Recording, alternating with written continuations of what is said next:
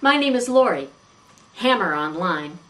I admit that before I went to my first Smart Recovery meeting, I was a little uptight, not knowing what to expect. In case you're also wondering, I thought I'd share with you what happens in a Smart Recovery meeting. As a newcomer in a face-to-face meeting, you'll be greeted with a smile, a welcome, and usually given a few pages that explain Smart Recovery. Online, you'll also be given a warm welcome and some idea of where to begin. Be sure to check out the intro meeting for additional suggestions. The Smart Recovery meetings last anywhere from 60 to 90 minutes. They're free and they're open to anyone. Our meetings focus on self-empowerment and choice, and we don't use labels like alcoholic or addict. A typical face-to-face meeting may have anywhere from 3 to 12 people, sometimes a few more, and all participation is optional. The online meetings can be in type chat or in voice chat and are capped at 35 people, so be there a few minutes early to get a good seat. The meeting starts with someone reading the group welcome, which gives you a quick overview, and then we begin the check-ins. The check-in is a time for each person to discuss any successes or challenges they had in abstaining from their behavior and to discuss their progress on any life goals that they have set. Usually, anyone new shares why they're attending the meeting, but you can always choose to pass and just listen. After the check-ins, the facilitator develops an agenda using issues discussed during check-in. The discussion portion of the meeting is where we apply the tools of Smart Recovery to address issues.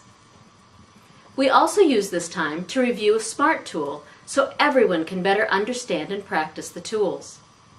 Some of the tools you'll learn include the stages of change, a change plan worksheet, a cost-benefit analysis, the hierarchy of values, the ABCs of REBT for urge coping and emotional upsets, disarm, which means destructive imagery and self-talk awareness and refusal method, role-playing and rehearsing, brainstorming, and much more. At Smart Recovery, we encourage group discussion. I know for myself, I've learned a lot from my fellow participants. Many times, it's like each of us brings a different ingredient, and during the group discussion, we mix and stir and bake these ingredients, and we all leave with something much more than what we brought individually. Finally, at the end of the meeting, we pass the hat for donations, discuss any final thoughts, and read our closing. Between meetings, most participants will read their Smart Recovery Handbook to learn the tools and to practice.